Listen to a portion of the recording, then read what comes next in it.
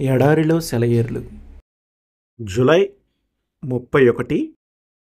కార్యములయందు నేర్పరియై వారిని నడిపించెను. కీర్తనలు 78, 72.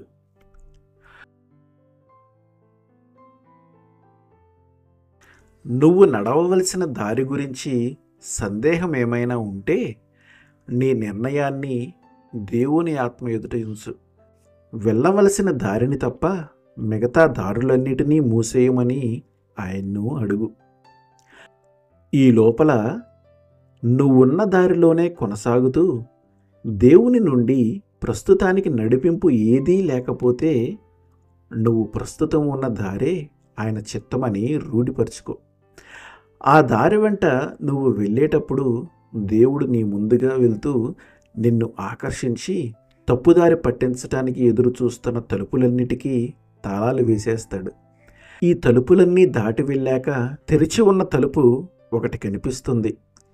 దాన్ని వెదకి దానిలో ప్రవేశించు. దానిలో నీకు అపురూపమైన అవకాశాల నది కలలో కూడా ఊహించనంత నిండుగా పారుతూ కనిపిస్తుంది. దానిలోకి నీ నావను నడిపించు. అది నిన్ను విశాల సంద్రంలోకి తీసుకువెళ్తుంది.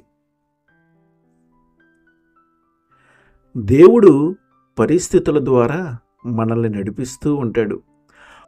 ఒక క్షణంలో దారులన్నీ మూసుకుపోయినట్టు కనిపిస్తాయి. వెంటనే ఏదో ఓ అప్రధానమైన సంఘటన జరుగుతుంది. ఇతరులకు ఇది అంత పట్టించుకోవలసిందిగా కనబడదు. అయితే విశ్వాసపు కళ్ళతో చూసేవారికి అది గొప్ప పాఠాలను నేర్పుతుంది. కొన్నిసార్లు మన ప్రార్థనలకు జవాబుగా ఇలాంటి చిన్న చిన్న విషయాలు చాలాసార్లు మళ్ళీ మళ్ళీ జరుగుతాయి. అవి ఏదో యథాలాపంగా జరిగే దైనందిన సంఘటనలు కావు, కానీ మనం నడవవలసిన దారిని మనకు చూపించే పరిస్థితులను కల్పించే దూతలు. మన గమ్యం కేసి నడవటం మొదలుపెట్టగానే రాత్రివేళ రైలు బండిలో వెళ్తుంటే పెద్ద పట్టణాలని సమీపిస్తుండగా కానవచ్చే విద్యుత్ దీపాల్లాగా ఈ సంఘటనలు పుష్కలంగా కనిపిస్తూ మనల్ని ప్రోత్సహిస్తాయి.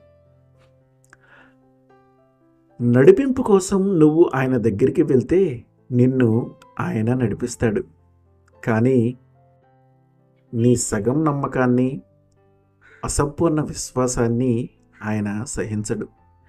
నీ పట్ల ఆయన చిత్తం ఏమిటో, నిన్ను నడిపించబోయే దారి ఏమిటో ముందుగానే నీకు తెలియజెప్పడు.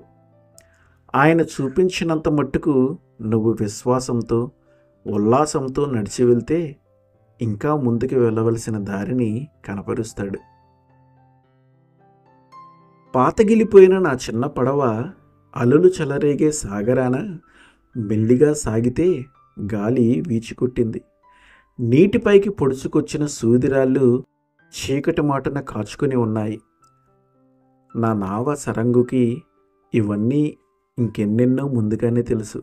చీకటి రాత్రుల్లో చిరుదీపం తోడు కూడా లేక నా నావ ఏ ఒడ్డుకు చేరిందోనంటూ రేయంతా కొనుక్కులేక ఆందోళన పడ్డాను. నా నావికుడికి దూర తీరాల్లోని నా గమ్యమేమిటో నాకంటే బాగానే తెలుసు. ఆమేన్.